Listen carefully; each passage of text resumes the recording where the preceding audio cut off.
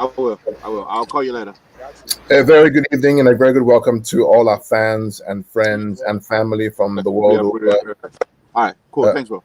Thank you. Welcome to Pitch Points in collaboration with Afrobeat Live Fan Zone. We are here live here in the U.S. capital, Washington, D.C., and from our friends all around the whole world, welcome to the show.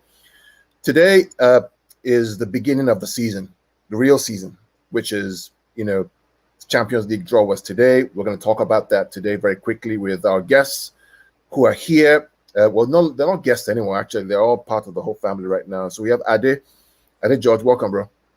Hey, it's good to be here. Good to be back. Good to see you guys. As you all know, Ade is a massive Man City fan. Looking forward to the season, this season. And then also, Ty, welcome. Hello, everybody. Yes, it's good to be back. We've been out for a while, but we're now back. Absolutely. And Ty is a Chelsea fan. He's right now probably at a football game with his son, who's doing very, very well. So he's multitasking, doing many things like we all do. I just got back from the field. Ade is going to start soon. Hopefully, once he gets over his injury. Yeah. But we're trying to enjoy the last days of summer, really, and we're really glad that you guys can join us from all over the whole world. We have folks viewing. Please share the link, share the video, share it, so we can all talk about what we want to for this season. So today was a draw, guys. How do you feel about the draw, just generally? Were you underwhelmed, overwhelmed? Was it like, boring? How did you feel about the draw? I mean, I personally, I was excited. I like the draw. I like the draws. As a Chelsea fan, I think we have the second weakest group. So I think Man U group is probably the weakest, but I could be wrong. But from a Chelsea fan perspective, I like it. I was been excited for the draw for the last 3 days. I think you and I were texting back and forth. So far so good. I like it. I mean, what about you? What's your general sense about the draw? I mean, I don't know. The draws, I feel like they're a formality. The two, I don't know what the number is, but I think it's got to be up in the 90s. 90% of the time, it's the two teams from the group that people know they're going to qualify are going to qualify. So it doesn't really faze me. And it's just a draw. It's just a draw for me. It's funny because the next round is when I get like excited. Yeah. It's funny because last year I think in the draw you had Inter Milan, you had Real Madrid, you had Shakhtar Donetsk, right, in the same group last year, and they're back in the same group again this year. And then you have so it's almost like the same teams kind of qualify, and the computer kind of figures, the computer's figured it out basically. The computer can draw next year who's going to basically draw, and they probably end up being correct. So the algorithm has probably been perfected to the point where you kind of figure out who's going to be drawn against each other, right? Precisely. So it's, but nevertheless, though, so I'll just share what the final draw was very quickly. I'll share that. And we want to welcome the Lone Toffee. Carl, welcome to the show, man. Good to have you on. I was on the show with him earlier on about Everton and the season. We took it was a 2.5 hour show. It was just that was just too much. Incredible depth of discussion that we had with them. So I'll share the draw very quickly. Can you see the draw, guys? You see it? Yeah, I can see it. So there are 4 groups, A through H. Group A is Man City, PSG, RB Leipzig, Club Brugge. B, Atletico Madrid, Liverpool, Porto, AC Milan. Group C, Sporting, Dortmund, Ajax, Besiktas. D, Inter Milan, Real Madrid, Shakhtar, Sheriff. Sheriff is a new boy in town. They basically came through and qualified, surprisingly. They beat Dinamo Zagreb 3-0 on aggregate. They're quite good, actually. Nice. E is Bayern Munich, Barcelona, Benfica, and Dynamo Kiev. F, Villarreal, United, Atalanta, Young Boys. G, Lille, Sevilla, Salzburg, Wolfsburg. And then H is Chelsea, Juventus, Zenit, and Malmo. So looking at this group, should we start off with the easiest group, or the least predictable group, G? How do you see this group going? And Ty, Lille, Sevilla, Salzburg, and Wolfsburg. That's an interesting group. I don't know if I'll call it the easiest because Lille won the French league last year, right? Yeah. Sevilla got to the finals of Europa finals, right? Or they Yep. won it actually. What am I saying? They won it, right? Did they win? Yeah, Who yeah. won? Yeah. So that game and Seville Wolfsburg beat is Man not. U in the final. Yeah, Wolfsburg is not a easy team. So that's a tricky group. I still see. I don't know what Wolfsburg is like this year. I haven't seen like their lineup or who came in, who went out. But I know Wolfsburg played good football. They have in the past. But most likely Sevilla, if Lille hasn't changed anything from their lineup last year, I see Sevilla and Lille coming out of that group. Yeah, it's going to be interesting. I think I Wolfsburg. mean, no, sorry, go ahead. Sorry, go ahead. No, I was gonna say. I mean, to me, I say that's the easiest group, right? I don't see Man U and Seville not coming out of that group. Does that make sense? So for me, that's why I think it's the easiest group. But I could be wrong. Yeah, yeah.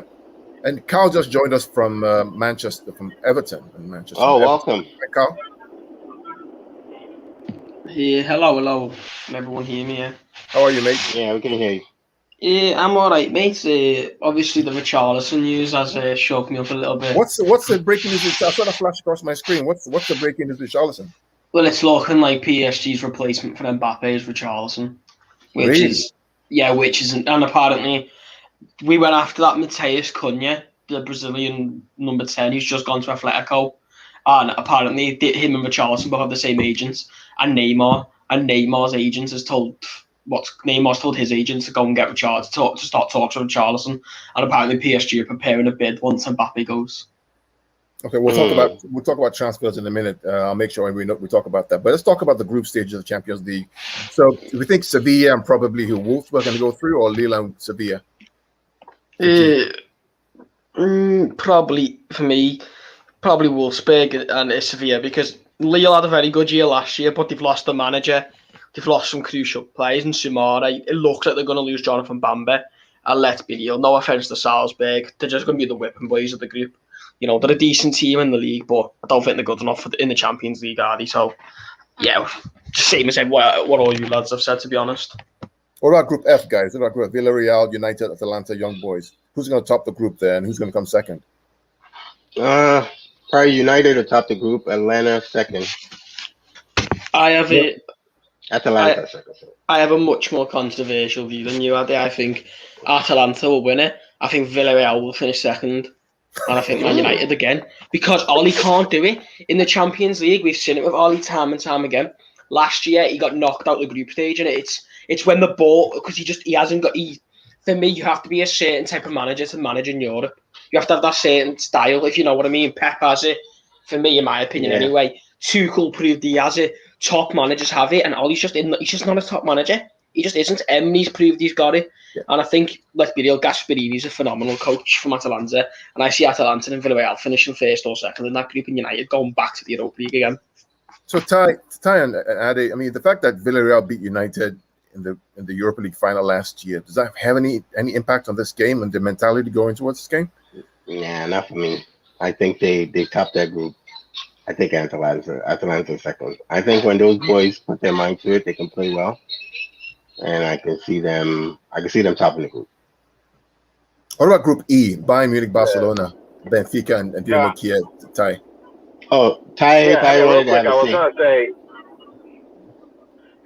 gonna say that I don't see Man U not topping that Group F. This is a chance for them to get a revenge back on Villarreal, but if they let Atalanta is there's a team that they could play great, and sometimes they can play really bad. In my opinion, depends on what's going on with them. But Group E, that's a tough group. I'm not really crazy about the new coach that Bayern Munich got so far. I've watched 3 of their preseason games. I was actually at one of the games in Bayern against. Which are Gladbach, they didn't really look good. But in the league game, they just whooped somebody 12-0, but I don't really count that. So I'm really waiting to see Bayern go back to the old Bayern. I'm not really impressed with the new coach so far. But definitely Bayern and Barcelona will come out of that group, no doubt. Yeah, Ty, how was your experience at Munich? I know you went there, to watch games and do other things as well. How was the whole experience watching them live? What was it like? It's a religion, just like almost most of the places in Europe. Bayern is a religion. It was a preseason game, and there was a limited amount of ticket. Ticket was sold out within like 2 days for preseason games. So we were really lucky to be able to get ticket as a visitor. The environment is great, and the Bayern actually lost that game, I think 3-0. And the fans were complaining. But yeah, at the beginning of the game, I loved the way they were thinking and everything. It was a good experience. I would love to go back in a regular game or even go back there to watch a Champions League game if I can get tickets. Great stadium.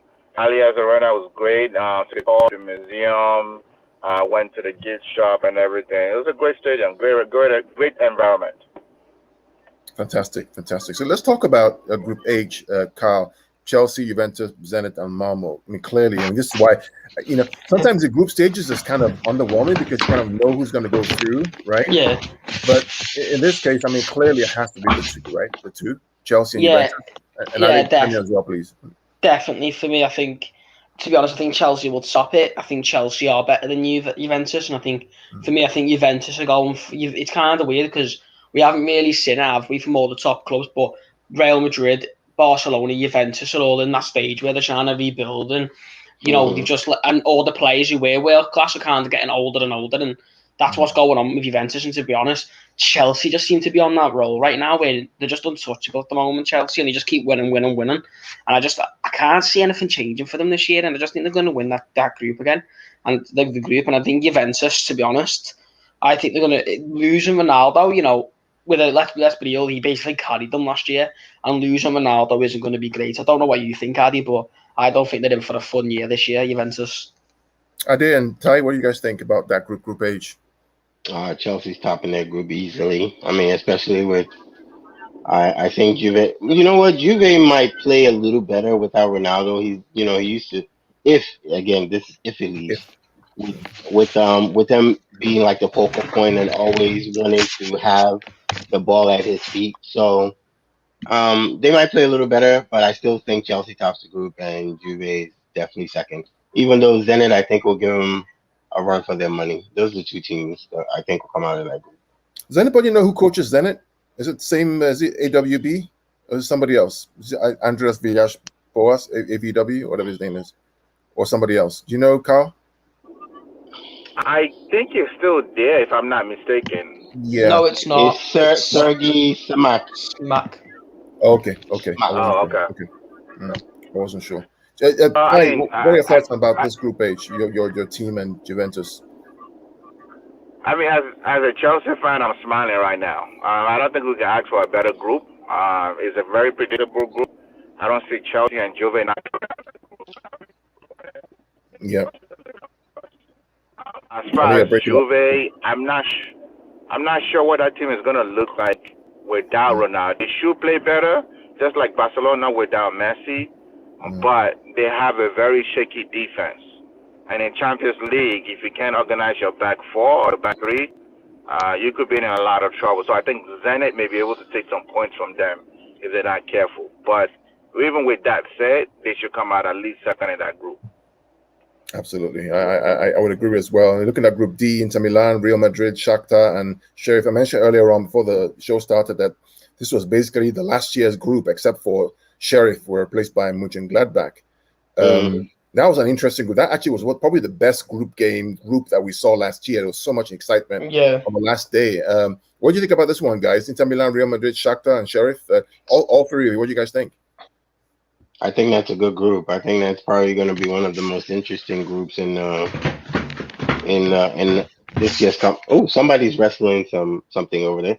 Yeah, but I think that's going to be an interesting group: Inter Milan, Real Madrid, and Shakhtar, because I think all those three teams are strong. I haven't seen Sheriff play. I don't really know what they're like, so I haven't really watched them. But I know Inter, Real, Shakhtar are going to put on a pretty good performance. So I can't really call it who comes out of that. If I was going to pick one, I would say Real Madrid slightly maybe tops Inter, I think. But then I can't predict Shakhtar either. So it's an interesting group. What if Real get Mbappe? Like it's looking likely. What if that changes it. Then they top that group. This is why the whole transfer window, right? I mean, literally everything could change in a heartbeat, right? Yeah. All the predictions, all the odds could change overnight once September 1st comes around. Because if Real Madrid gets Mbappe, it kind of changes the whole dynamic of how we perceive things happening. Carl, what do you think about Group D?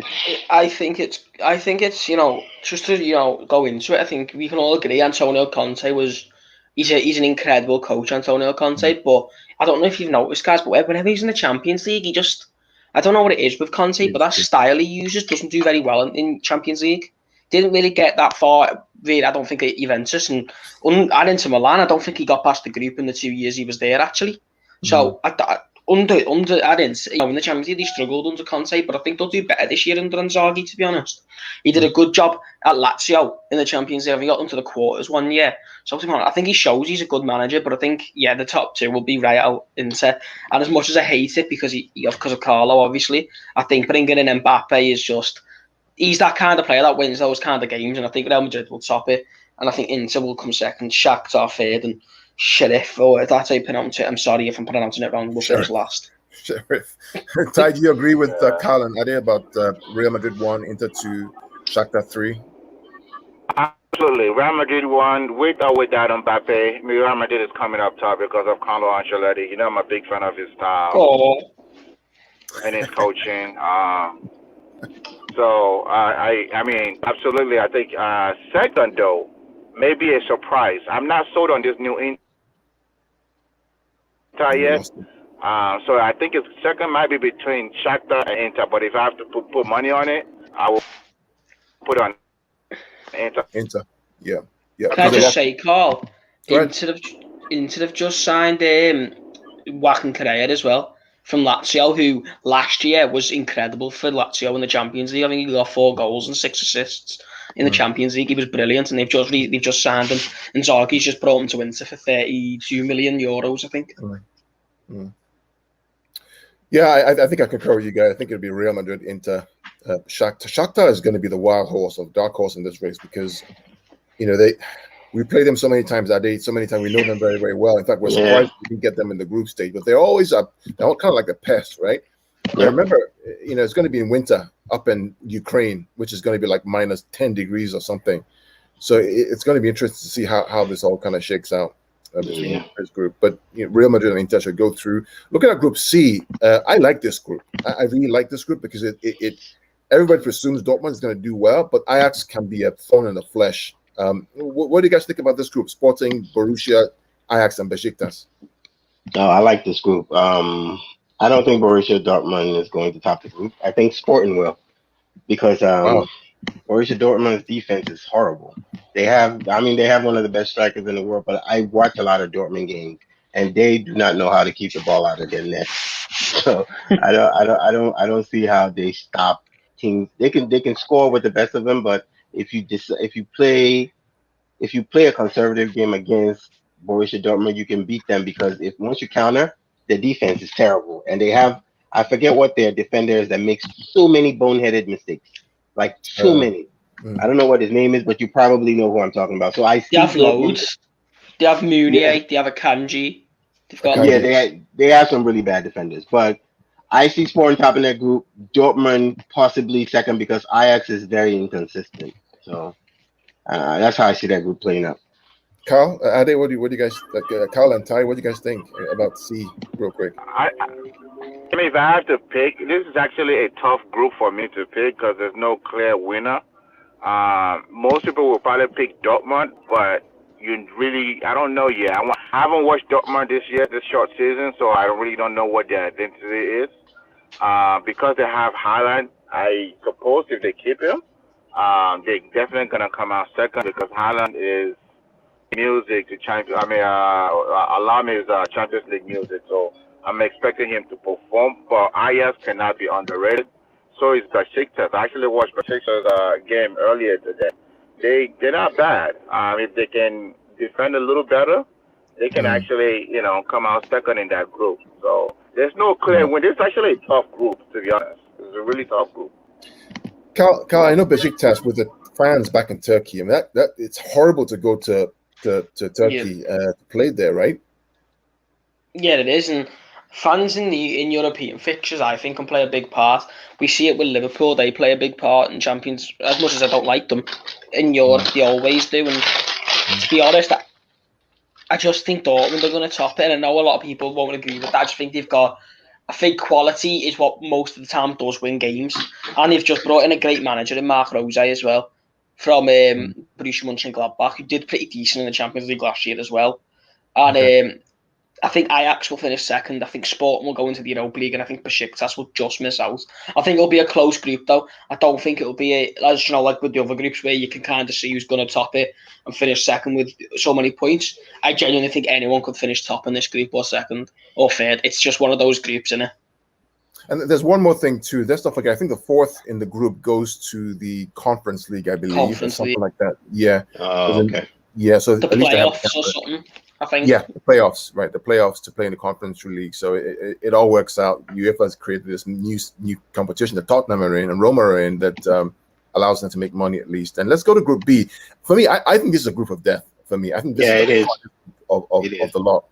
Atleti, Liverpool, Porto, Milan. Porto are nasty, man. I mean, it's nasty to play against. And we played them last year. Chelsea played them last year. They're not easy to play up against. AC Milan are coming back. They look really good. Carl knows about AC Milan. Atleti, we know Atleti. You know how they play. Liverpool, we know how they play. Carl, and I'll go to Carl, Ade, and Ty. Group B, how do we split this? To be honest, I think Milan, Liverpool, Atletico. I don't know, a lot of people disagree with that. I think Pioli's done a phenomenal job at Milan in transforming them back to not back to what they were, but he's certainly bringing them back. You know, he plays a very fluent system. He has Rebic scoring goals. Zlatan Ibrahimovic still scoring goals. He has so many top players in that system. And he has good defence as well. But Liverpool, I think they'll finish second. I just think they've got too much quality. And to be honest, I think they'll go second, but I don't think they'll play the top squad against the likes of Porto, which is risky, but I don't think they will because of the fact they just don't want to get any injuries. And to be honest, I don't know about you guys, but I think Simeone, he's a top manager, but the way he plays in the Champions League just can't be played in the Champions League. And I don't know what that is. I think we've seen it so many times. Against Chelsea, he went 1-0 down and just didn't try and push up the pitch. He just didn't want to he doesn't want to push up the pitch. Even if he's 1-0 down, 2-0 down, he won't change his system. He's very stubborn like that. And he'll just sit back and defend. And you can't do that in the Champions League. And I think Liverpool or Milan will top the group. Atletico go through to Europa League, and I think Porto go to the Conference League. Interesting. That would be interesting. Ade, what do you think about that group? That's a good point. Yeah, this group is really tough.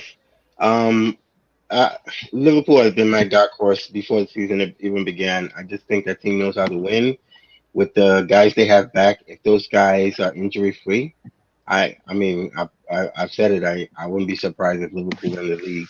So for me, in this group, I see Liverpool topping this league because they know how to win. They've done it before. They know what it takes. They know how to refocus when they don't, when they're not focused enough. So I see them topping this group and taking this group very seriously. My number 2 pick, though, I don't think Atletico makes it out of this. I think AC Milan is second in this group because, again, Porto is tricky, but I just think AC Milan is number 2. And if not AC Milan, then maybe Atletico. But I think AC Milan is second in this group. There's a guy that I really like. The 2 guys I like at AC Milan. One is Frank Kessie. I think it's a great midfielder. And then, of course, our old boy, what's his name? The kid. The left winger, what's his name? He was at City before he left. Brahim Diaz. Right. He's also at AC Milan. Yeah. Ty, do you agree with Ade about Atletico dropping out? I agree with Ade. I agree with Ade with Liverpool coming out first. I don't see Liverpool not coming out first. I don't want to say it like that. It's not going to be easy, but they should come out first. Second place, though, I'm going to make a shocking prediction and go with Porto. That's not a bad pick. I think they can get some points, or actually get all 3 points from Atletico and AC Milan. So I think it's going to be Liverpool, Porto, AC and Atletico finishing last in that group and end up in the Conference League. This is a really, really true group of death. But Liverpool, we have to come out of that, and Porto, we have to shock the world to come out. Yeah, it's a tough group. Talking about another tough group, Group A, City, PSG, Leipzig, and Bruges. My first thought about this when I saw it was, oh, PSG, okay, is that two of the toughest teams, and City are the toughest teams in the Champions League. But I remember the rules around the round of 16. I think you cannot play a team that you played before in your group. And I wouldn't want to play these guys in the round of 16 because so we basically avoid them in the round of 16 at least. So, Ade, Kyle, Ty, this group, what was your initial thought, and what's your reflective thought on this group now that you've analyzed it a bit more? I like the group. I like the fact, and you just mentioned why I like the group. We don't get to pay them in the next round, so we save that for one of these other teams. That's the best part about this group. Because even if we come out second in this group, guess what? We qualify anyway. But this group depends. I think if they lose Mbappe, then it changes everything for them. Then I think we have a decent chance of topping that group, regardless if they get Richarlison or whoever they get. I think we have a decent chance of topping it, even without a recognized striker. But with Mbappe, I give them a slight edge over City to top the group. But City and PSG are the ones to make it out of this group. It's funny because when I saw this, and I come to you, Kyle, next, is I think about the fact that both these teams would actually be happy to be in the same group right now because they don't play each other in the round of 16. I mean, if you lose out in the quarterfinal of the Champions League, okay, fine, it's quarterfinal. To lose out in the round of 16, like PSG have done so many times, apart from last year, is almost a disaster, right? It creates that mindset, that mentality of that loss. So I guess if you think about it that way, it kind of changes the perspective. But still, there are two quality teams in the same group. It should be interesting. Carl, what do you think about this group? Let's be real. I think you can compare it to a boxing fight for me. Do you know when you hear that boxing fight, Floyd Mayweather when he fought Manny Pacquiao? It's the hype, the excitement, isn't it? Let's be real. Manchester City, Paris Saint-Germain are probably the two best teams in football. The way they play, the way they move the ball is so exciting. The players they have on the pitch. But I also want to reflect it you can use another analogy to boxing in a sense with this. Manchester City are the only team I've seen frustrate PSG. Not many teams can frustrate PSG. City with that, again in boxing, with the jab, the pass, and the jab. PSG were attacking and missing. And they were getting annoyed. And then City scored, knocked them down, scored. Got the away goals, boom, done basically, just like that. And PSG lost their heads and they had Marquinhos got sent off, I think. Di Maria got sent off. Marquinhos was putting in silly challenges. Neymar was flying across the pitch. I don't know where he was. He went back to Brazil in an aeroplane. He was diving that much. But in the group, I think City top it. Whether PSG lose Mbappe or not, City top it for me. PSG comes second. RB Leipzig finish third. And the reason I think Leipzig finish third is just for the fact that they've changed the formation up to 4 at the back, and Leipzig can't defend. And we saw that last year. And 4 at the back for them is going to be horrific with Angelino as well at left back. It's going to be horrific. They'll finish third, and I think Club Brugge will finish fourth, to be honest. Ty, what do you think? Can RB Leipzig be a spoiler for this group? Nope, I don't think so. I don't know if you guys saw the video of Tyler Idem this morning or this afternoon when they find out what group they're in. He was shocked and disappointed. This group, honestly, I think is the entertaining group for soccer fans, in the sense that you're going to watch PSG and City go at each other twice early in Champions League draw. I mean, for me, those are like must-watch games between those two teams. Who's coming out first? I don't know, and I don't think it matters, to be honest. I don't know. I want to pick City because I'm a fan of EPL, but if Mbappe does not leave, I don't see City being PSG back-to-back, home and away. So if I have to pick, I'm only picking City because I'm a fan of EPL, but I don't really see it. And obviously, it doesn't matter if they come first or second, honestly. It doesn't really matter. Whoever both teams play in the next group is going to be tough. RB Leipzig may be able to get 1 point from PSG, to be honest, but that's it. Yeah, I think what they'll probably do with this group is that, and what they always try to do, UEFA, is that they try to play like a top 2 seeds almost a week apart. So they'll play them like maybe mid-October, mid-November, where they can do 1 week apart. Because it starts off with kind of like one game, you go away for like 2 weeks, you come back for another 2 weeks, you go play. But the ones that are the toughest, they play them like 1 week and 1 week. So that there's no that's what they do. So they'll play like City, PSG a week apart. They'll play Atleti, Liverpool kind of a week apart. They'll play Inter Milan, Real Madrid like a week apart. The top 2 seeds, Juventus, Chelsea, same thing as well. So that it's compact, it's quick, it gets the entertainment factor. We don't wait 2 weeks to get kind of the reverse fixture, which should be interesting. I think City and PSG go through. The order, it doesn't matter at the end of the day. But I would like to see City win the group and move forward. And all depends on what happens in the transfer window as well. But it's going to be interesting. I just keep an eye out for RB Leipzig. But Kyle, one point I want to make though is this is going to be tricky with City because I see Pep overthinking the lineup. I think we can predict what PSG is going to play in Champions League game, but I think Pep is going to try to tweak something, and it could be a difference between 3 points and 1 point. I think the answer to that question is I don't think he's going to overthink things in a group stage. I think he overthinks things when it comes to like the final, like as a final, there's one game to win where everything's on the line, where and you have that 90 minutes to make the difference. The genius of Pep is the fact that he has enough time in the group stage and in the Premier League to overcome his mistakes. But the fallacy with that is the fact that in that one game, he would blow his mind and somehow do something stupid. You know what I'm saying? That's always the issue. FA Cup, Champions League final, games against Liverpool in the quarterfinal, game against Tottenham in the quarterfinal. There's too much time, too much at stake, too much pressure, and he loses the gasket.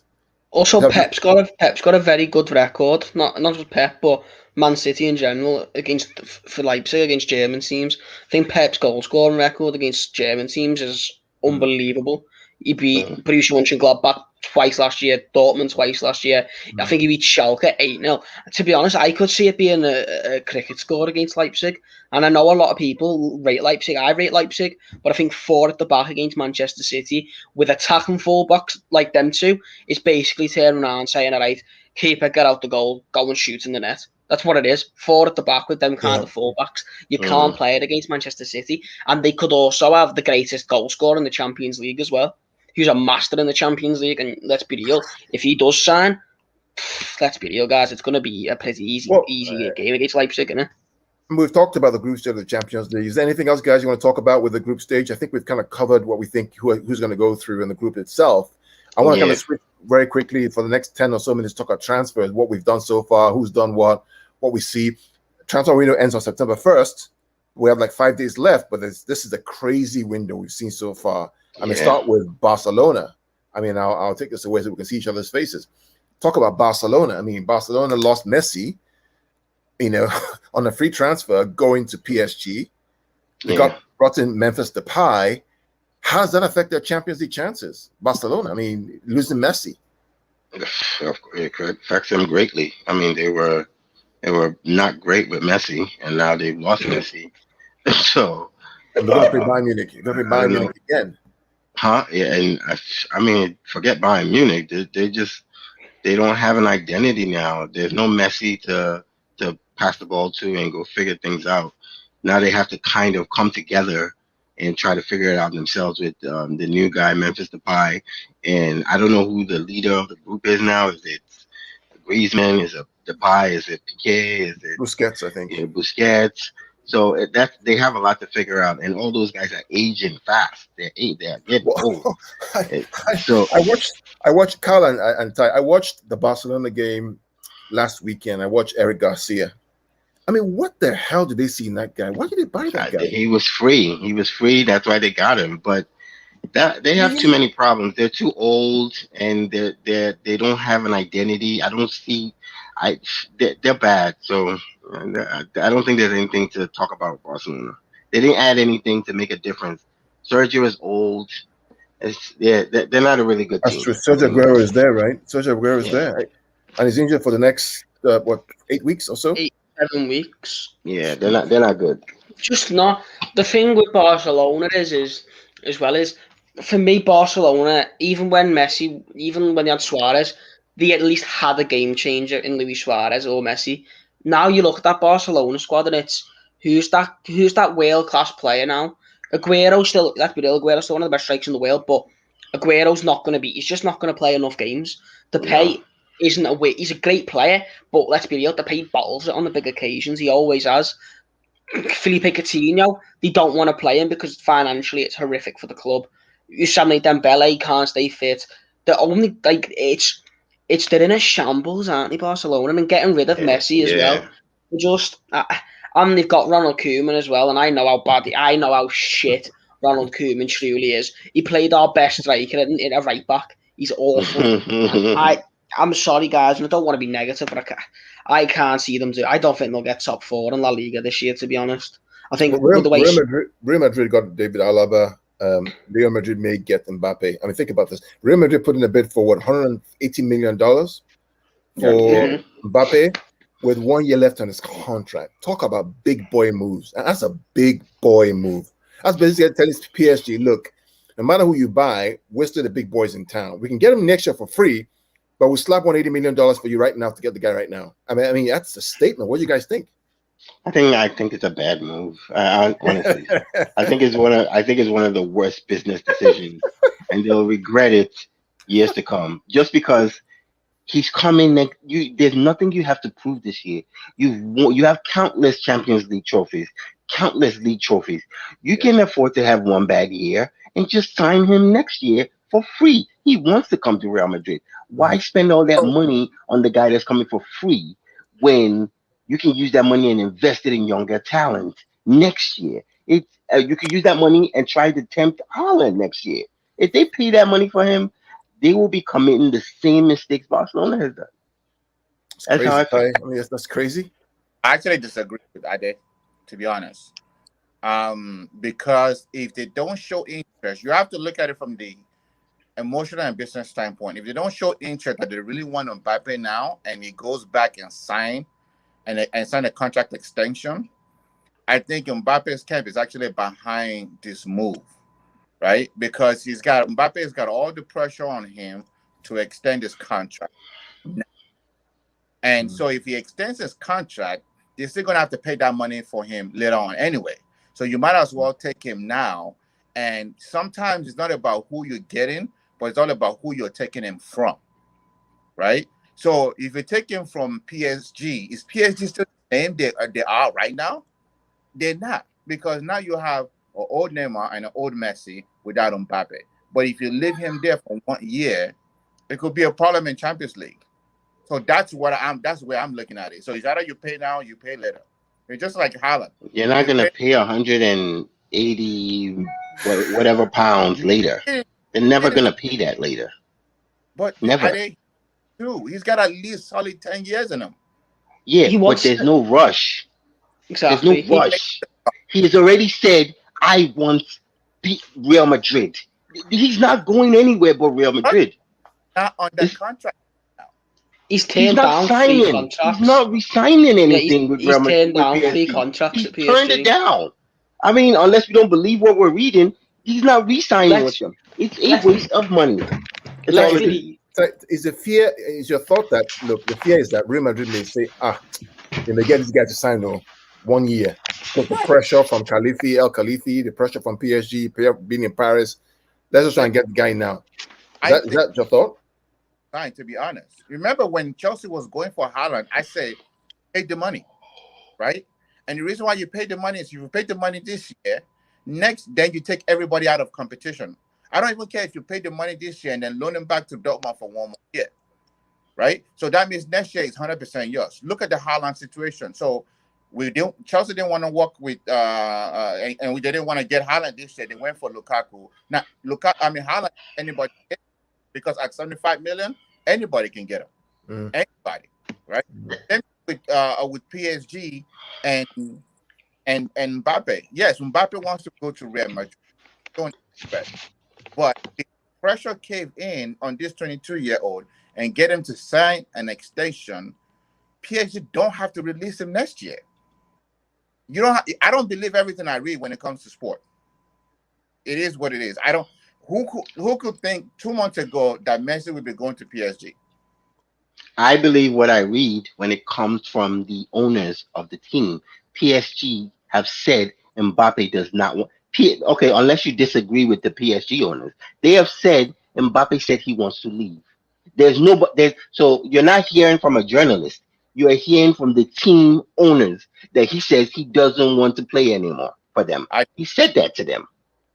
So you don't believe that news? I think 3 months ago or 2 months ago, we heard from management, from Messi, from everybody in the news that he's staying.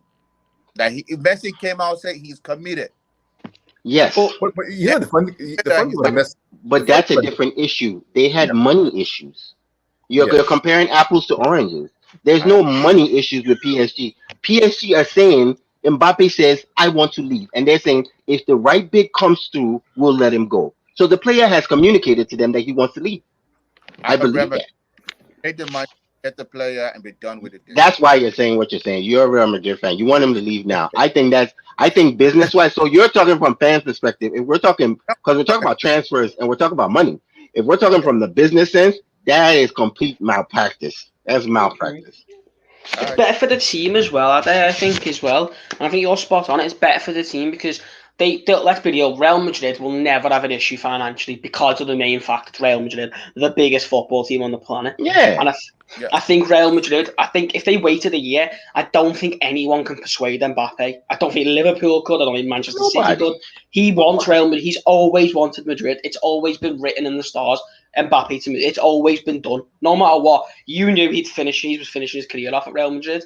And I think with Mbappe, I think if I was Carlo Ancelotti right now, I'd say next year give me Mbappe, but give me the 180 mil so I can improve the side. I've just lost a captain, a leader, the most important player in the team in Sergio Ramos. Let me get another world-class centre-half in to match along Alaba. Let me maybe bring in a backup left-back because Marcelo's probably going out as well. Let me bring in maybe a winger to replace Gareth Bale. Hey, Carl, I got a question for you. Are you sure you don't want a job as a manager? You probably should apply for the Real Madrid because that's exactly what I would do. What you're saying. Yeah, but I understand what Ty is saying. Don't get me wrong. Ty is saying go there now. You don't know what's going to happen. He could get injured. Blah blah blah. I get all of that.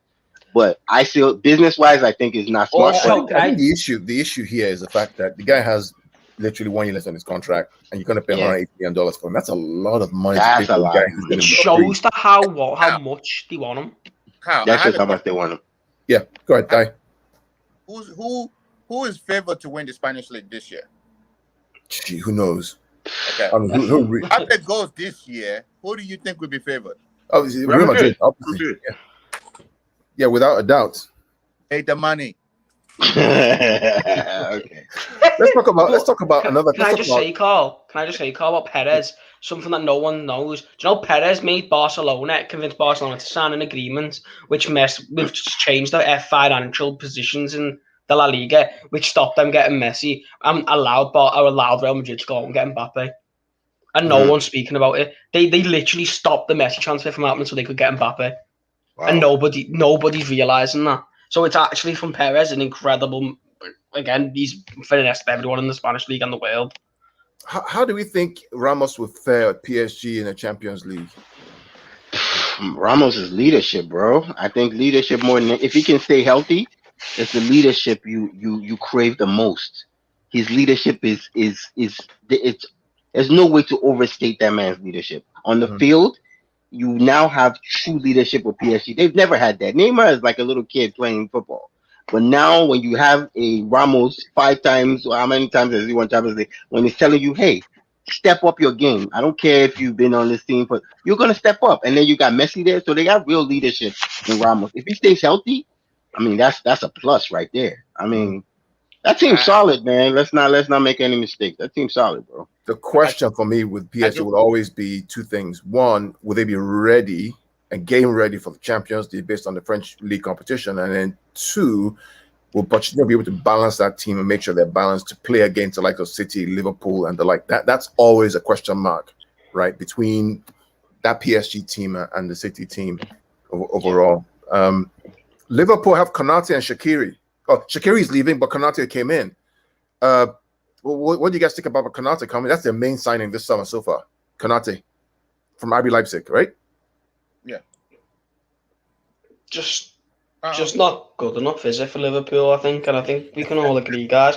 And I'm not just saying, I'm not just saying this because I'm an Everton fan. To be honest, I think Liverpool are banking, and I think we all said it last year about Klopp. You know, he doesn't plan well. Klopp, he never has. He didn't at Dortmund. He's not a good. Pep plans. But is he allowed to, Carl? Is he allowed to? True, think about but FSG. Will they allow him to? Even with the players that he's allowed to go out on loan, he's allowed to leave the football club.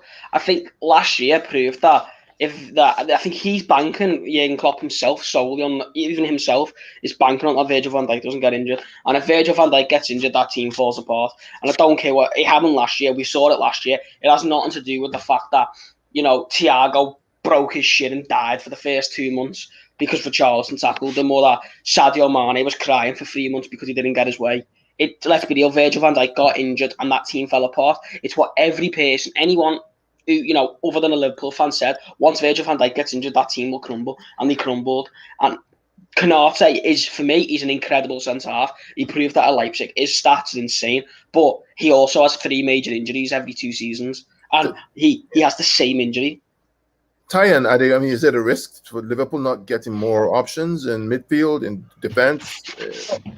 No, I think Liverpool is fine. If what they were missing last year was the back, which is Van Dijk, Matip, and all those guys staying up, right? So far this year, the 2 games that I've seen, they've been able to manage that. Do they really, really need somebody else? No, they don't need anybody else up front. They have Jota. They have Firmino as a 9. They have, you know, the Salah, the Mane.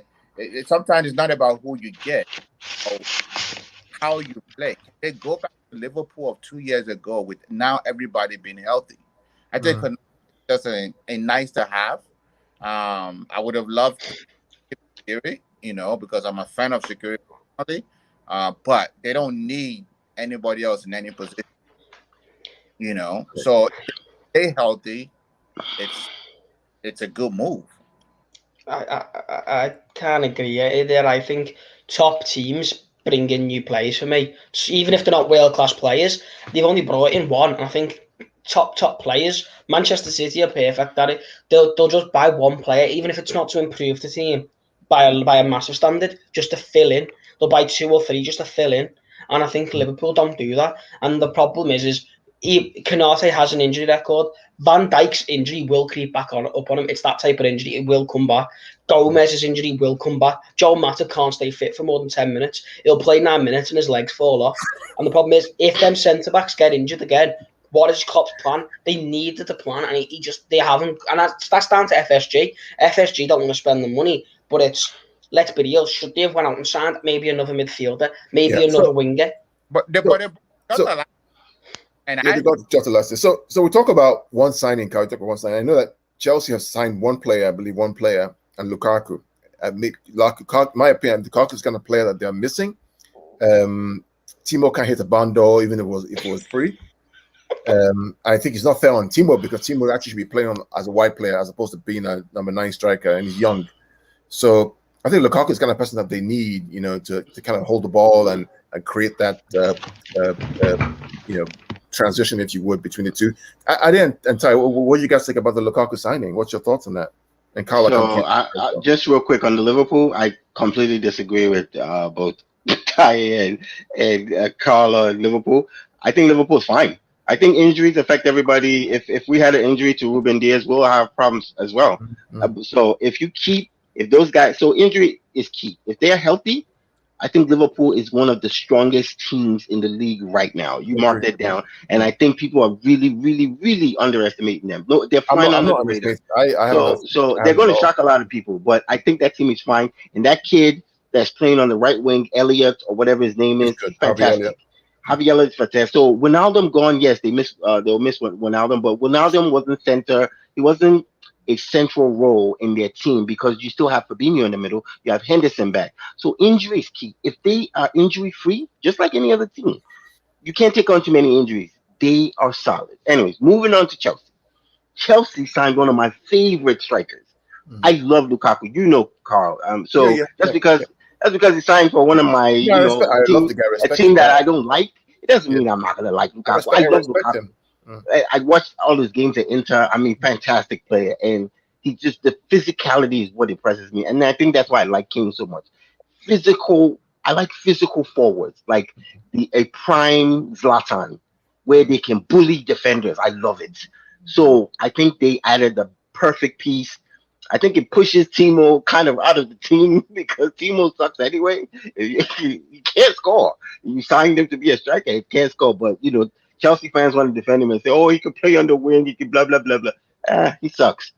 But I think they have a complete team, especially if they sign this guy, Jules Koundé, who they're really, really trying hard to get. If they get him, man, Chelsea's going to be up there. It's going to be a 4-horse race in the Premier League again. But they are a top team. Get it? Don't mistake it. I think trying to get the pieces to work together won't be difficult because the only really new piece is your basically the sprinkles on top of your team, which is Lukaku up top. So it's them just feeding Lukaku the ball. So I don't think that's hard to integrate that because the other team stays the same. It's the same exact team. You just put Lukaku up in front instead of Timo.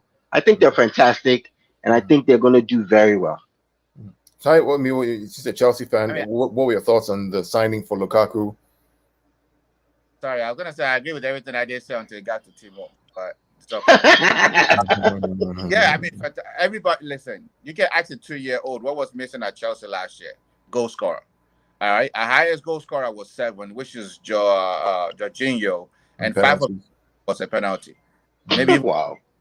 So now Lukaku getting less than 20 goals, right? He didn't play the first game. He played the second game. He already got his goals count started.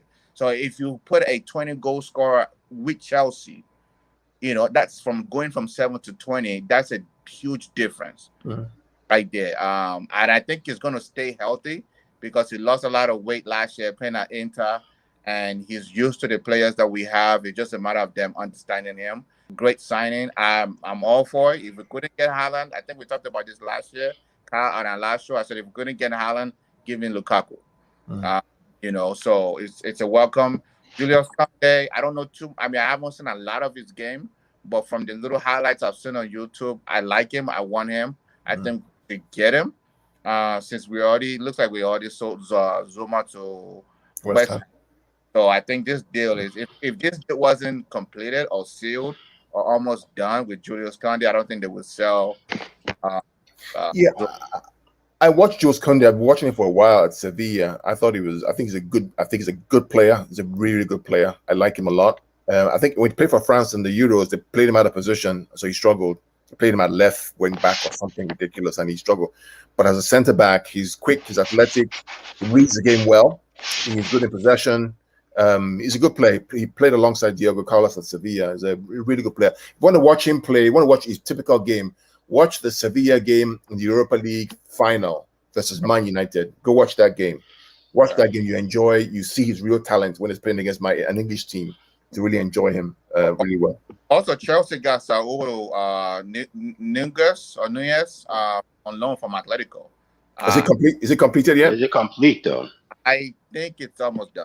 So the problem you're gonna have is how do you satisfy all these players? Yeah, I don't see him being an intricate piece to your team, because you already have people in the middle of the park. Where does he fit?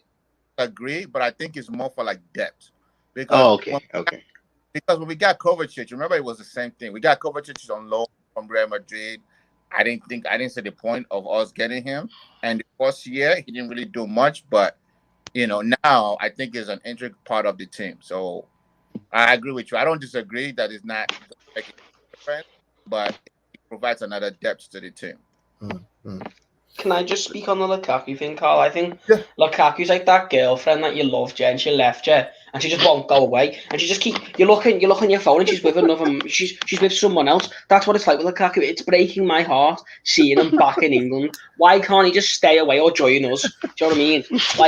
But honestly, all jokes aside, credit to him because his time in United was rotten. It really was, not just from his side, from Jose, from Oli, from the fans, from the Manchester United fans who treated him horribly. And You know, he put on muscle and put on weight, and he went to Italy, and he's just reinvented himself as truly what he is, one of the best strikers in world football. And I hope it goes well for him. I really do, because he's at a great club, and he deserves the world. Lukaku, he really does, because he's always give us respect, and I'll always give him respect. I've got nothing bad to say. I hope he goes back to Old Trafford and does his thing. And shushes the fans and does what Adebayor did to them and runs.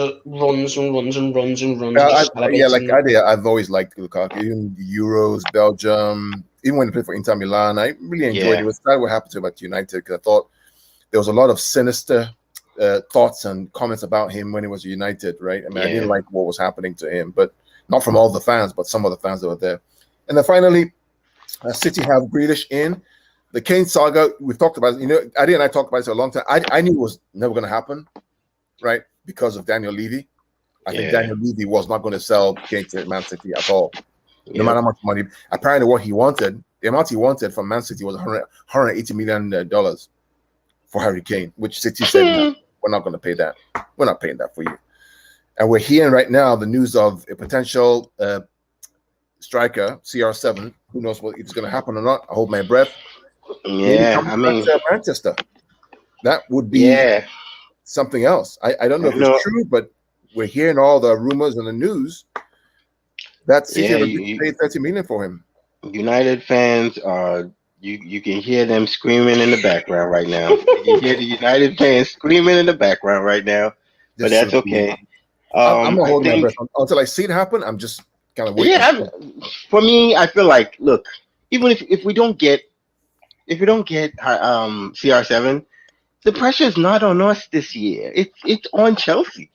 Those are huge, broad. Yes, the pressure is on. You heard me right. The pressure is on Chelsea to win the league and defend the Champions League. Do you disagree? You disagree? Okay, no problem.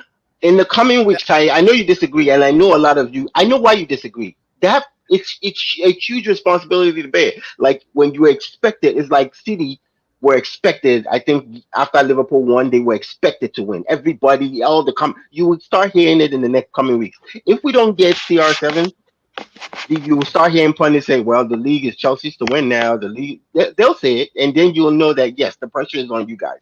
But I feel like the pressure's off of us if we don't get CR7. If we get CR7, we bring some of that pressure back, because now they're gonna say, "You guys have a recognized striker. Yeah, he's older, but you had a complete team before, and you added a 36-year-old striker who's one of the best in the world."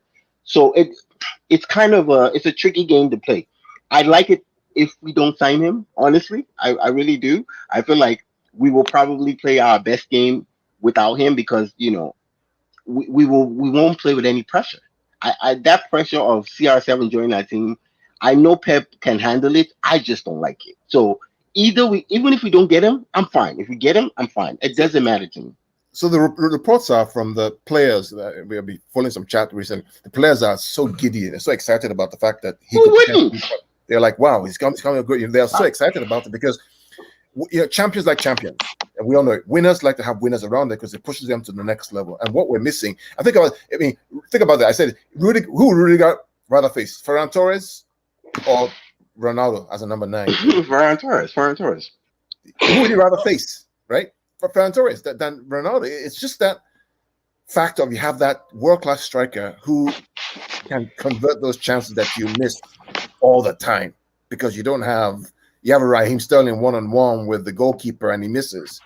You have Ferran Torres, who tries by himself to try to get a goal, but he's not a natural striker. The mentality as well of Ronaldo, I think, guys, is who take 2 touches and miss the ball. You're right, Carl. Kyle, you're right. Yeah, but that killer mentality, if it happens, is rooted. And then the nuisance factor for United fans is just off the charts. I mean, it just be. Do you know what it reminds me of, Carl?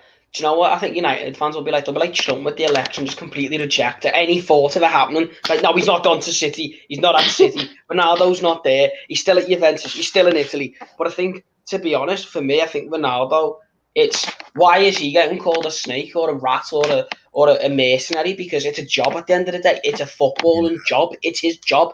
And let's be real, that he's one of the greats. And this is a little bit of a rant from me. He's probably the greatest football player of all time. And he's been playing with players like as good as he has been. None of them players at Juventus are on his level. They're all slow, and most of them are terrible. Like, let's just get it straight. Most of them are awful. And they've let him down. They're not that bad, to be fair. No, but they've let him down time and time again. And Ronaldo deserves to be at the best clubs in the world. And Manchester City and Ronaldo. I said this to you, Carl, the other day when you were on my channel. I said, I love the story of football. I love the story. And it's just, there's a sense of feeling about it that the man that was supposed to finish his career off at Manchester United and bring Manchester United back to the glory days is actually the man who brings Manchester City their first ever Champions League. I'll tell you what, Carl. I'll tell you what, right? So think about the old clubs and the new clubs, right?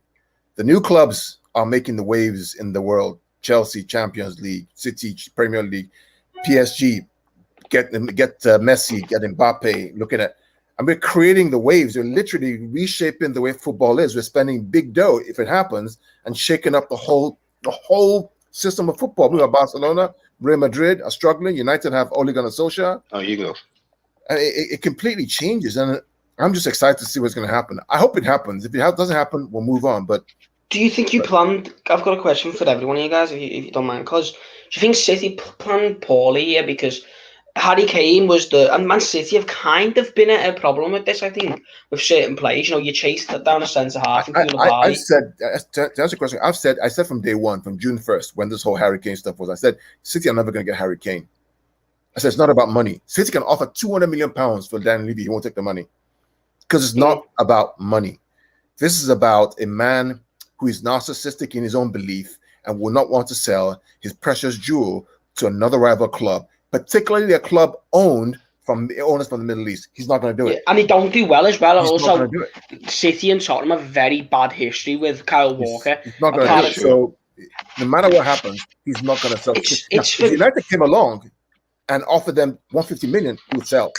Definitely, 100%. And I think with Ronaldo as well, guys, is let's be real, Manchester City, we all thought Danny Ings and maybe a Liga striker or Haaland, who in their own mind thought Cristiano Ronaldo was going to be back in the Premier League at Manchester City. Pep and Ronaldo, it hasn't happened yet, never thought. I don't want to jump the gun, but we'll see. It's looking according to Damasio, and it's looking very close. I've learned not to believe anything with my club until I see it in writing or see it on picture, because sometimes they get cold feet and they do stupid things. Sometimes, like Messi's free, you don't go for Messi. I mean, who doesn't go for Messi when he's free?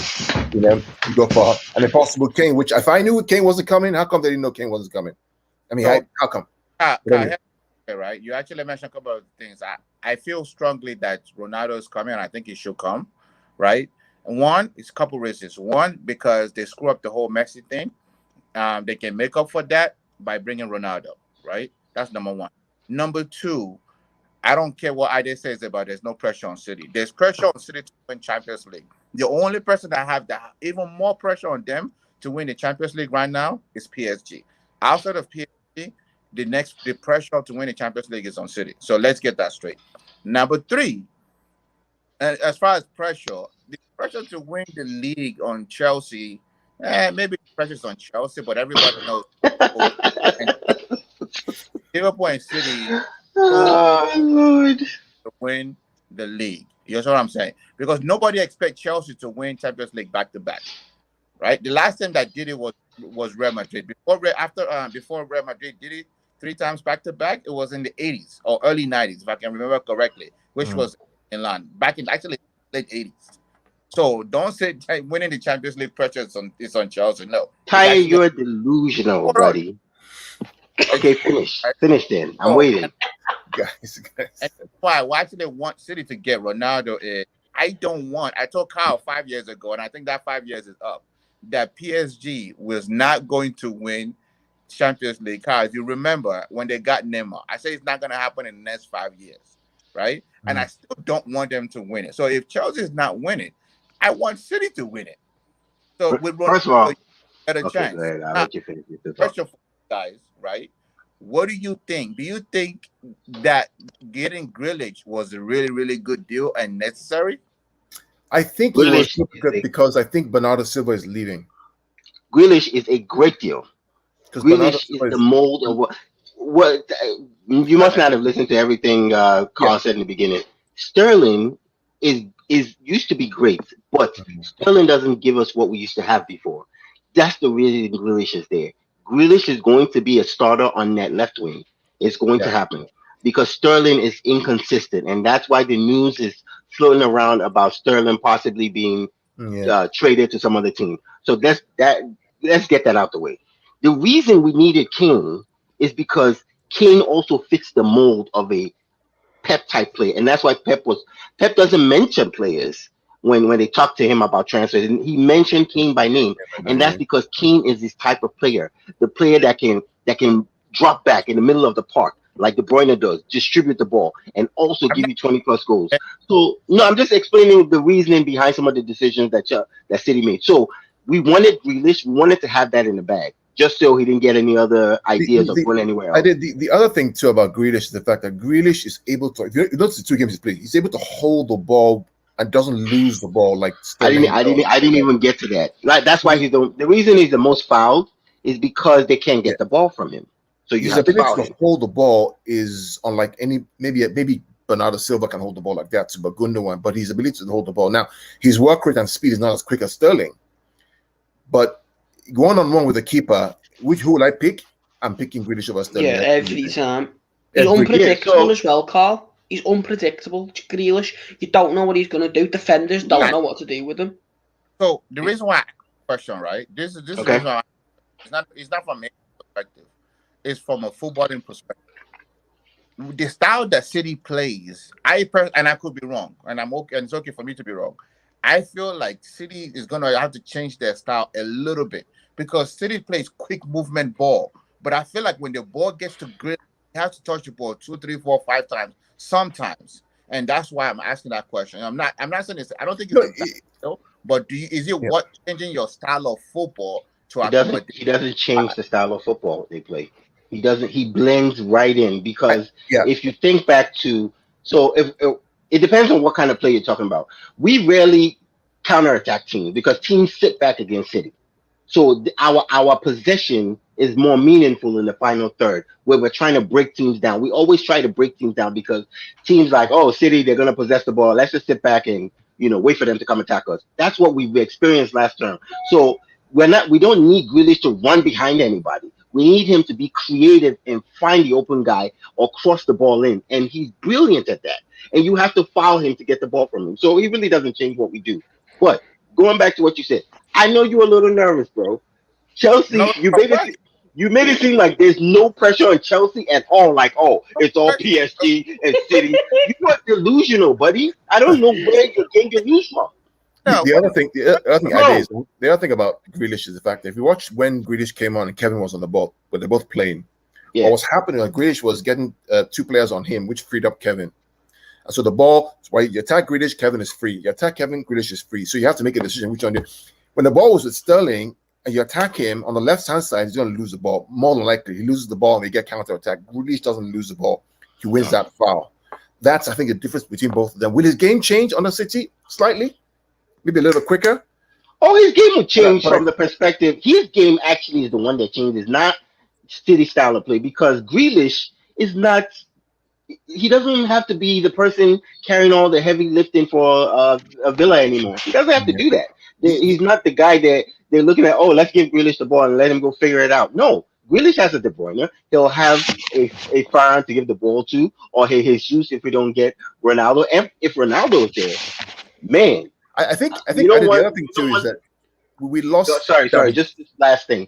The one thing Ronaldo does well that we lack is an aerial threat. And if you look at what Kevin De Bruyne said about Ronaldo, he said, I could probably kick the ball 3 meters high and Ronaldo would get it. He said that about Ronaldo last year.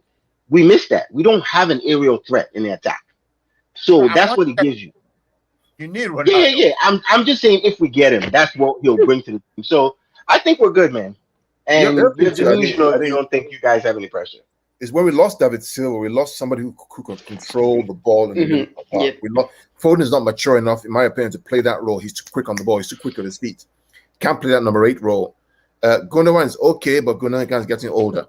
I think Grealish is able to control that ball in the left side of the 8, which David Silva used to play, to create that opportunity for Sane on the left-hand side, which Foden is kind of like the Sane. But it's a good point, Ty. I think it's a good question. We'll see how it plays out. But Silva created space with time, Carl, and you've said this time and time again. David Silva used to create space for anyone else, and I think that's what Grealish does. And I don't know if you saw it, but against Tottenham, he done it in Norwich. You need 3-4 players on him. You just do. And let's be real, Sterling, like, we'll see a lot of goals this season, which were like 17, 18. But they'll just be across the box. And there will just be someone there. Because Jack Grealish consistently makes up for that space because there's so many players trying to get the ball off him. And Kevin De Bruyne, it's just going to be easy for City. Let's wrap up one point, guys, real quick. Harry Kane, I mean, what does the guy have? I mean, what does he do, man? I mean, seriously. I mean, if he was your son, first of all, I had to fight his agent, first of all, because of that contract that they signed. I got to correct one thing we've thought. It wasn't his brother that made that initial deal. It wasn't his brother. Yeah, we always thought it was his brother. It was not somebody his else. brother. It's somebody else. It was that he hired his brother, I think, a couple of years ago. Clean it up. But it wasn't his brother that did that deal that signed him to 6 years. Okay, thanks for the correction there. So, I mean, what does the guy do? I mean, what does he do? He wants to move to City. He went on strike. He even did a video with Gary Neville talking about how much it's going to cost. But then he signed a 6-year contract with Daniel Levy. He has 3 years left. He had bad management. 150. Levy wanted 180. He can't leave. What's he do? He had bad management. There's nothing he can do right now, to be honest. It's out of his hands. I think you can read everything into the statement he made. He said he will be at. He didn't say he'll be at Tottenham for the life of his contract. He said, I will be in Tottenham for this summer. The statement he put out. I think he still wants to leave. I don't think he comes to City. Honestly, I think that ship has sailed, and I think his value goes down. In the end, he might just have to just spend the rest of his life as Spurs fan. Or if United, decide they can go get him. Or Everton. You never know. No, do you know what I like about Kane? What I like about this whole thing is, I think this just shows to me how disrespectful he's acted. And I know a lot of people disagree, but it's like, why should he leave? Because, yes, he's shown his quality at Tottenham, but let's be real, he signed that contract and said, I want to be a Tottenham legend. I want to bring trophies, and he hasn't brought them. Yes, there've been problems on the management side, but he hasn't brought them. And for me, I think the way he's acted for a fan base and a team that's put so much faith into him and have him up so highly, he goes to Man City, he's not going to be the main man because they've got Kevin De Bruyne, Raheem Sterling, Phil Foden, Jack Grealish now, so many world-class players. He goes to Tottenham, he's the world-class, he's the captain. And I think the way he wanted to leave and the way he's done it was so disrespectful from Harry Kane for me. And I think this whole summer it's been bad for City fans, it's been bad for Tottenham, it's been bad for City, and it's been bad for Tottenham as well. It's just he caused so much problems, Annie. The funny thing is nobody wins, right? Nobody wins because Harry doesn't win, Levy doesn't win, City don't win. So nobody wins because Harry wanted to leave. Levy lost a chance of getting £150 million cash, transfer fee to help settle his books and his debt on the stadium. Pep didn't get the demand that he wanted, but he may get somebody else. So in all the parties, and Harry looks miserable. Frank, I saw him on TV today. Didn't look happy at all. He looked sheepish and just. He should be happy though under Nuno, and this is what blows me away. Look what Nuno did with Raúl Jimenez. Carl, the problem is, I mean, who's Tottenham going to replace in the top 4? Is it Chelsea? Is it City? Is it Liverpool? Is it United? I understand that, but I think we are all forgetting before Jose Mourinho decided to, work his dark magic at Tottenham that he does to everyone and just ruins teams. Let's be real, he does it a lot of teams. He's ruined teams, he ruined United, and he's ruined Tottenham. Tottenham were a top 4 team every year for 7-8 years. They were getting top 4 all the time on the Poch. Yeah, but the problem now is that the top 4 now is so strong. Who goes out? That's Chelsea true. not going out. City not going out. I think a 5th place finish, even for Tottenham, it's still a positive. And I think if Kane can see the positive, I think if Kane can see Tottenham are progressing as a team, are bringing in the right kind of players, Christian Romero. I think they're trying to bring. They brought Brian Gillen. They're trying to replace Ndombele. I think if you can see Tottenham progression with for me, a world-class coach. I know people disagree. I think Nuno is. I think Nuno's a brilliant manager. Under Nuno, I think that can keep him there. And I think I think Harry Kane should stay at Tottenham, because if he goes to City, can his ego deal with not being the main man? For England, he's the main man, but for Man City, could his ego deal with, I'm not the main man here? I don't think Kane has an ego, to be honest. I don't think so either. About being the man. He just wants to win. I think that's it. He just wants to win. I feel bad for him and Son. I do. Yeah, now and they may win an FA Cup or Carling Cup or Carabao Cup or some type of, cup or some type of trophy, but they're not going to win the league.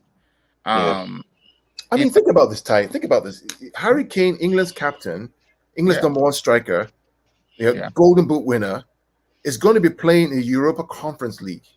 Yes. Not the Champions League, not the Europa League, the Conference League. Yeah. Even not playing Conference League. Yeah, I completely agree with Ty. I think I understand what you're saying, Kyle. I think from a fan's perspective, of course you want your best player to stay. But from Harry Kane's perspective, first of all, I don't think Harry Kane, I think the way he went about it was bad. That whole interview he did with what's that guy's name was terrible, where he basically stated his price. It was terrible. He stated his own price that maybe 100 million, 100 million quid. It was the worst interview he could have done. So that was very disrespectful. But I feel like aside from that terrible interview he did and missing out and not going to practice for 2 weeks, so he did some really dumb things. But I think when it comes to Tottenham, you have to understand the history of Tottenham with star players. They have to do something drastic before they let you go. Yes, true. Bale, Modric, Walker, you have to do something crazy because Daniel Levy is a madman. The man he's crazy. So if you don't make it known that you want to leave, and the reason it looks so bad for Harry Kane is because Harry Kane is a goody two shoes. He's the captain, he's the darling. So it's like him doing it is so out of character. And I get what you're saying, Cal, but Harry Kane wants to win. What Ty said is absolutely correct. Harry Kane wants to win now, not next year. He's not going to win with Spurs. They will play beautiful football. They will be 6th or 7th. He's not going to. Nuno is a fantastic manager, but Nuno can only get them 6th or 7th. That's where they're going to be. And Harry Kane doesn't want that. He wants to play with the best of the best because he's England's number one guy. And that's why I feel bad for him. I feel like it's never going to happen at this point. He missed his chance because of that terrible contract he signed, and it's just gone. It's sad. Harry wanted to please the fans. He wanted to please the fans. He wanted to be, please the fans. He wanted to leave Man City. You can't have both. You can't say you want to please the fans at Tottenham and say you want to leave. It's one or the other. Yeah. Right? I am hearing Ronaldo. I mean, whether it happens now, we don't know. That Ronaldo basically told the leadership, "I'm out." Yeah, he did. I packed my stuff. I'm not playing another game. On the weekend, so I'm not playing the game this weekend. Yeah, he said, "I'm not playing this weekend." Like that, and he's going to. And look, that's a perfect scenario. Look at Ronaldo. Ronaldo is saying, "I am going to the rival of the team I was a legend on." He's like, "I don't care what you think." He's like, "I want to win now," and I'm telling Juve that, "Hey guys, I'm not playing this weekend because I don't want to play for your team anymore." You have to do some drastic things when you want to leave, but it didn't look right with Harry Kane doing it. That's why what Kane did this summer wasn't funny. I really feel bad for him. It was kind of sad. Like, okay, I want to go. This is what the price is going to be. Pep, come save me. And that would have been a perfect move for City, because if Pep doesn't get him, now that Chelsea's got Lukaku, Chelsea's not coming for you. Yeah. That's not going to win anything. Who else is out there in England? Because I'm sure he wants to stay in England. Yeah. And what's it called? Liverpool's got Firmino and Jota. They got too many people. They haven't got the money, I don't think, as well, to be splashing 100. Right, it's United now, but United want Haaland next year, and City are going to go for Haaland next year. So I think Bayern are getting Haaland. That's actually a good point, are they? What if Bayern? Because let's be real, I think Bayern are getting Haaland. Manchester United could easily go out and get Harry Kane So I agree with what you said. He didn't say, Harry Kane, that I'm going to be here forever. He said just this season. So he could very well leave. He could still very, very well leave. But where is he going to go? Here's what That's I'm the saying. issue. You see, That's the issue. his perfect exit would have been this summer. There's something about and life. Going to this summer would have been perfect time. It would have been. Yeah, United is the only one. If United get Haaland or somebody else, then there's nowhere else to go. You might as well. Nowhere else to go. He's done. You might as well stay there. You might as well stay there. Yeah. It's a sad situation. It's a lesson for all of us, right? We have kids who want to hopefully play one day, and that, you know, when you're signing a contract, man, get yourself involved in this contract. Release clause. Release clause. You're a star player. Always put in a release clause. Kyle, you've heard me say this. Sometimes in sports, you can't be a nice guy. Can't be a nice guy. Can't be a nice guy because everybody is looking out for themselves. The president of the clubs are looking out for the club. The agent is looking out for himself. You know, the player has to look out for himself. So if you're a super nice guy, sometimes you don't get your way, and you not your way could affect your career. Yeah, I mean, Riola is known as a sports. Riola is known as a hard-nosed agent, but he gets the job done. He got their little kid Haaland a release clause of 75 million. Yeah, come on, bro. Come on. He's done a Zaha, and he does his job. He does his job. Kane's done a Zaha. Zaha's that, like, and you said be a nice guy. For me, and this might sound harsh, guys, be a smart guy. Use your brain. Have some intelligence. Why are you signing 6-year contracts? Crazy. Like that should, even if you want to be a loyal guy, you don't do that, because something could happen in the future that could stop that being a thing. Yeah. Like we saw it with Inaki Williams, and Inaki Williams has signed an 11-year contract at Athletic Bilbao with a release clause of like 400 million. He's literally imprisoned in that team. He is literally, they might as well have him in a prison cell and say, you're never leaving. And that's what's happened to Kane. Kane has literally said to Tottenham's owners, wear the handcuffs, throw away the keys, and just wear the handcuffs. If you want that's exactly what's going on. 6-year contracts is a stupid decision. And from Harry Kane, his management has let him down completely on it. Let's be real, guys. Yeah, anyway. Really. And well, guys, it's lived in Pochettino. I think 4 years ago, nobody could imagine Pochettino getting fired. Yeah. And to fire Pochettino and get Mourinho, that's a story for another day. But you have to be smart. You gotta be smart. I mean, Daniel Levy fired Jose Mourinho the week before the Carabao Cup final because of one reason. Because when he fired, if Mourinho had won that game, he's due like a couple of million because of winning a trophy. That's kind of bad. That's kind of bad guy you're dealing with. Yeah. You know, you get a release clause. Put it in there. I'm gonna put in a release clause. Say if somebody comes for me with 100 million, I'm gone. 6 years or no 6 years, and you walk. You know the best scenario for Harry Kane now, after this season, immediately season's over, you start making noise that you want to get out of here. Where's he gonna go? It doesn't matter, but you start it now. At least give yourself a chance. Give yourself a chance to get out. You start as soon as the season's over. I want to get out of here. Anyway, guys, well, it's time for us to get out of here because we spent over an hour and a half on the channel. We talked about the Champions League group. The draw was today. We went through all the groups. I think we're excited about what's going to happen starting September 14th. We talked about transfers, about the clubs who will be competing for titles: Chelsea, City, Liverpool, United, PSG, Barcelona, Real Madrid, all competing for titles. We have transfer window closes September 1st. I'm excited for the season. We have fans back in the stadium, Carl. I can see in England, you guys got vaccinated. You have fans back in the stadium, which is good. Hopefully we can visit. And I'm looking forward to it. Any last words from you, Ade? No, that's it. I think we said it all. Exciting season ahead. Ty, how about you? I'm just happy. You know, EPL is back. You know, fantasy football is back. Champions League is back, coming back. So it's going to be another great year. And Carl, all the way from Everton. Carl, good luck with Everton, by the way. You guys have started well. We are under wrap there. Hopefully it can keep going. But I just want to say, thoughts to go out with everyone who's still losing their lives due to coronavirus. It's still a dreaded thing. And, you know, let's just stay safe and enjoy our families while it lasts, guys, because sadly, family's not forever, and people who are close to you aren't forever. So let's just, be kind to people and be kind to the ones who are close to you guys. And yeah, I'm just blessed to be on with you three great lads and talk about what we love, the sport of football. And a shout out to all those in Afghanistan who are struggling right now. Yeah, what's going definitely. on. We love you. We're supporting you. We'll find a way to help you guys out. Peace and love to the world. And thanks for Adam for coming on, Carl for coming on, and all those, Chris, Charlie, all those who came on the chat. Thank you.